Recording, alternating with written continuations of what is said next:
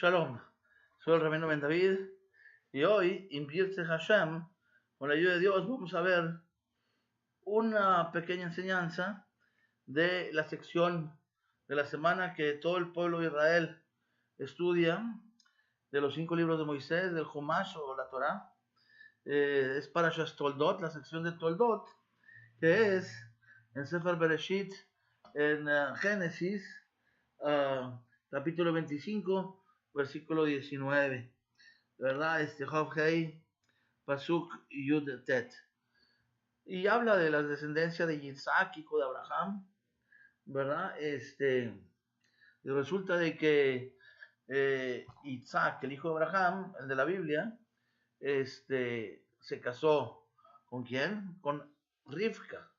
Abraham y Sara eran su mamá, y Isaac fue y de donde era su padre, allá en Sumeria, y se casó con Rivka. Era hermana de Labán, el arameo, que no era una persona muy decente, pero la tomó por esposa, que era de la misma familia de Abraham, en fin. Y resulta de que ella se embaraza, gracias a Dios, y le dijo el Eterno, le dijo Hashem, la palabra que decimos para decir Dios, el nombre, dijo, Vayomer Hashem la, Shnei goyim bebitanach, Shnei leumim bemeaech. Dice, 2 naciones hay en tu vientre y 2 gobiernos en tus entrañas. Aquí las 2 palabras son naciones, la traducimos aquí como goyim, naciones, que pueden ser de diferente raza, pero en una nación. Como Estados Unidos, hay musulmanes, hay mexicanos, hay anglosajones, hay de todo, pero esta es una nación, un goyim. Y Ushnei leumim, y 2 gobiernos. Bueno, aquí se refiere más a una nación étnica, ¿verdad? De todas formas, ¿a quién se refiere esto? Se refiere a los hijos de ella, uno que sería y fue Jacob, y otro que fue Esav o Esaú. Eran gemelos, primero salió Esaú, que también se le nombra Edom, porque salió rojo. La palabra Edom es rojo, que también significa Adamá, que es tierra, también significa Adam, que es hombre, ¿verdad?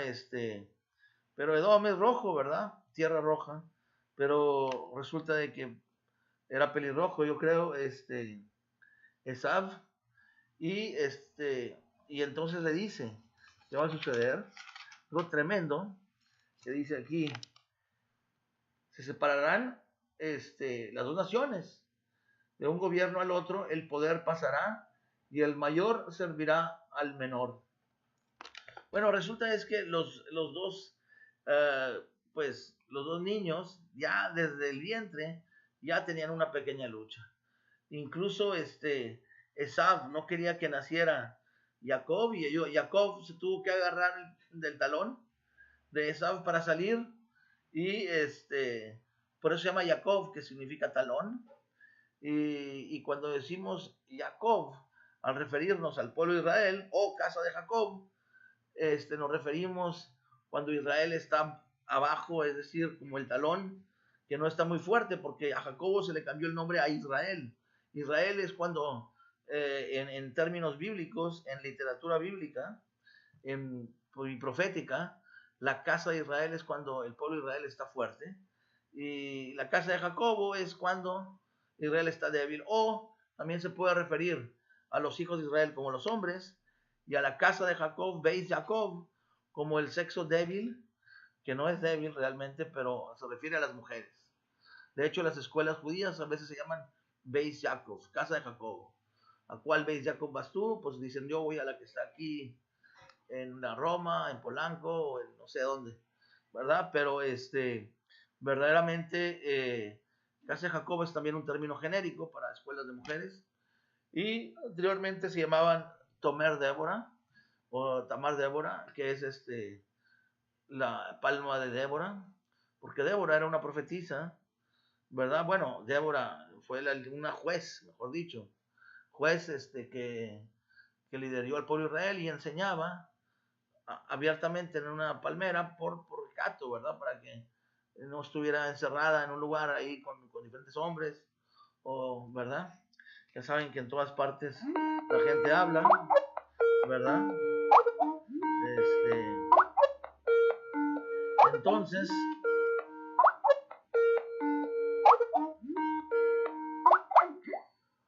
entonces, seguimos adelante y vemos que los descendientes de Jacobo, ¿quiénes fueron? Es el pueblo de Israel, el pueblo judío, a través de la historia, a través de pues, incluso de Moisés, ¿verdad?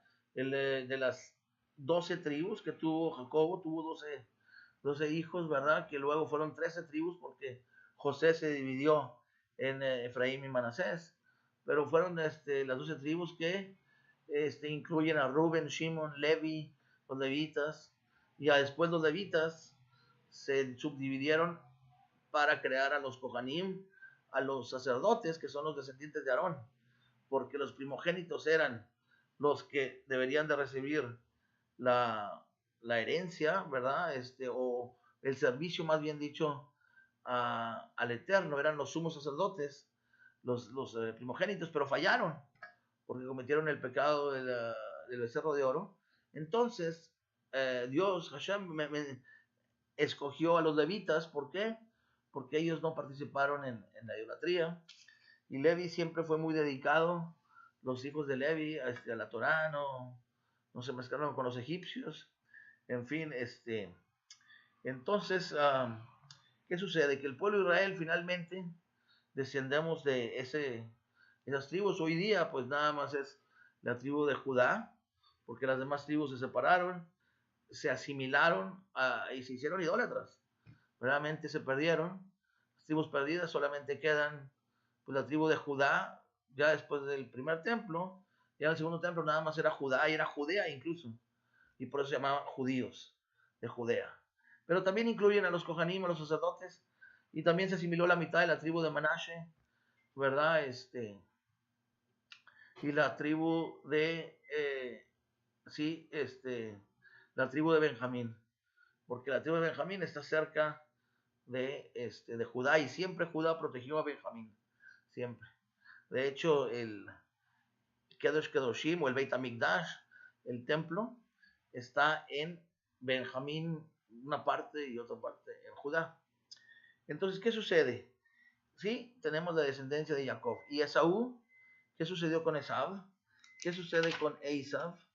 Que también era descendiente de Abraham y Sara, y de Isaac y Rivka, y era gemelo y todo eso, pero se fue por el camino malo.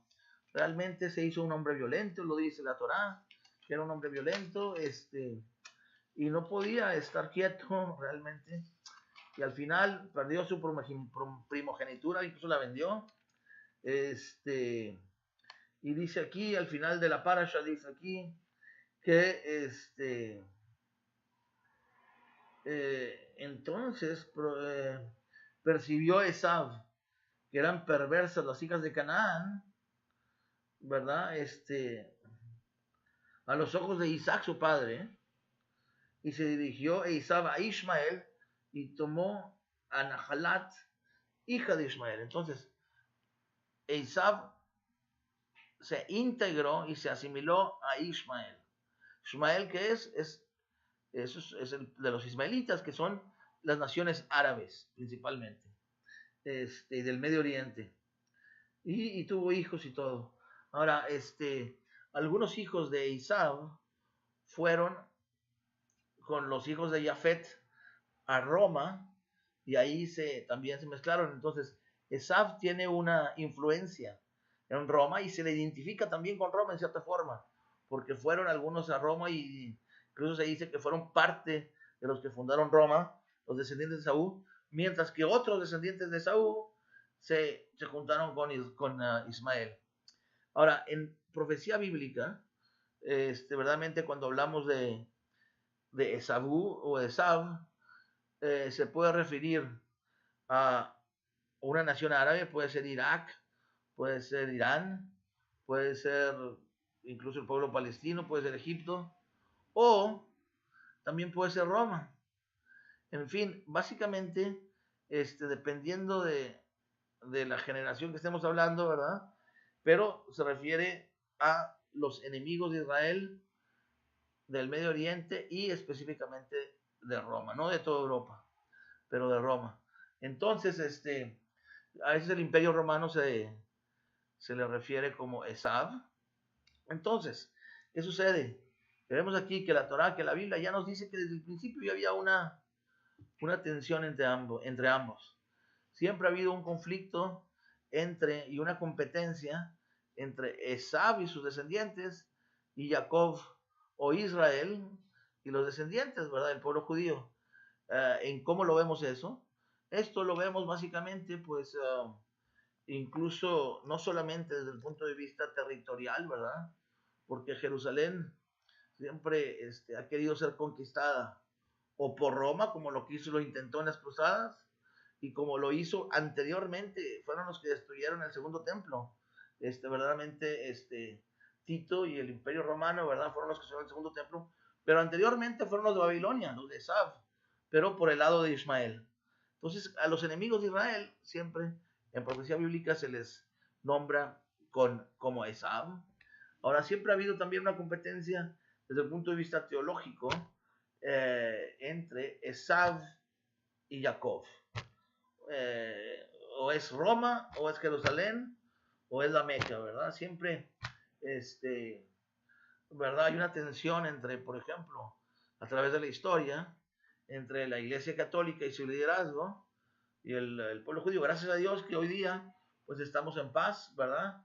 Al menos en el caso de Roma, ¿verdad? Hasta cierto punto. Aunque en sus estatutos tienen que no reconocen a Jerusalén como parte de la herencia judía, siempre hay esa tensión, y los árabes ni se diga, ¿verdad? Dicen que verdaderamente Jerusalén es de ellos, aún que tienen ellos otras dos ciudades más importantes, la Meca y Medina. Lo que sucede es que cuando se murió el profeta Mohammed, que se murió allá en la Meca, resulta que un caballo blanco vino, lo recogió, voló justamente y llegó a donde estaba el templo, ¿verdad? De Jerusalén, a Jerusalén, ahí en el monte de Moraya, y de ahí el caballo blanco que venía volando cuando murió, de ahí ascendió al cielo, y por eso Jerusalén es de ellos.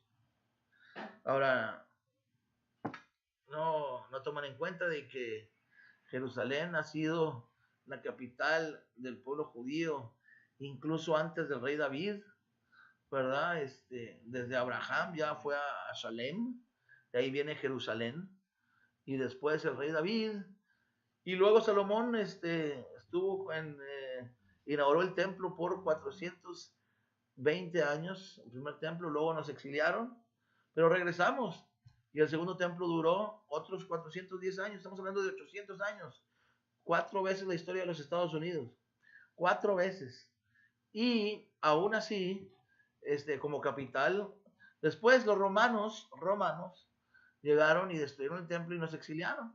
Y vinieron estuvieron los romanos, las cruzadas, los árabes, los otomanos, luego los ingleses, y ahora Israel regresa. ¿A dónde? A su tierra. Verdaderamente Jerusalén es legítimamente por mucho la capital del pueblo de Israel. El pueblo palestino tiene su nación ya hecha y además tiene Jordania, es el 70%, 80% palestino, y Jordania pues es básicamente Palestina, ¿verdad? Winston Churchill la dividió ahí las tierras cuando Inglaterra tenía el poder sobre ese territorio, que le cambiaron los romanos el nombre de Jerusalén por Aelia Capitolina y el nombre de Israel, ¿verdad? Por Palestina, el recuerdo de los filisteos. Pero los filisteos ni siquiera eran árabes, los filisteos eran de origen griego, ¿verdad? Eran como los filisteos, eran como los espartanos, ¿verdad? Habían venido de Grecia y originalmente eran de una raza escandinava, eran fuertes y altos y guerreros y nadie pudo con ellos. Solamente un poco el rey David y Sansón un poco antes, y se fueron. Pero no tiene nada que ver con los ahora llamados palestinos, que con todo mi respeto, bueno, si se quieren llamar palestinos, bien, pero no tienen historia. Ellos vienen de Egipto, todos los abuelos vienen de Egipto, de otras partes, y Jordania, pues de hecho ya incluso tienen, pues Israel les ha dado su nación, ¿verdad? Pero sin embargo, ellos tienen dos naciones más importantes, dos ciudades, que es la Meca y Medina, y Jerusalén, desde siempre, y las profecías dicen también que por siempre será parte del pueblo de Israel, pueblo judío, en donde el Dios de Abraham, Isaac y Jacob puso su templo y donde va a regresar el templo, va a venir el Mashiach y finalmente podrá haber una verdad y una paz en el mundo que tanto queremos. Entonces oremos por la paz de Jerusalén, oremos por la paz del Medio Oriente, ¿verdad? Nadie quiere el daño a nadie. Bueno, algunos quieren destruir Israel, ¿verdad? Pero Israel no quiere conquistar más cosas, sino quiere estar solamente en su tierra. Y Jerusalén, desde el punto de vista bíblico, histórico y teológico, es la capital del pueblo de Israel. ¿Y qué tiene que ver con el mundo en general? Bueno, porque el mundo tiene una responsabilidad hacia el ser humano, ¿verdad?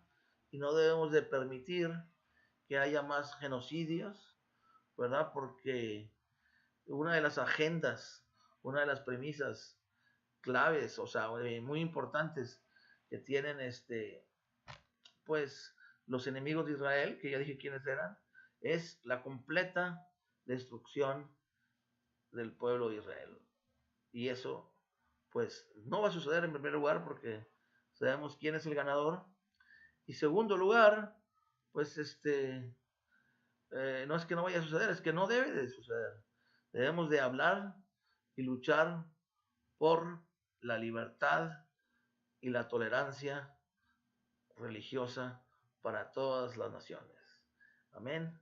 Soy el Rabino Ben David y espero que aprendan más en diplomadojudíobíblico.com.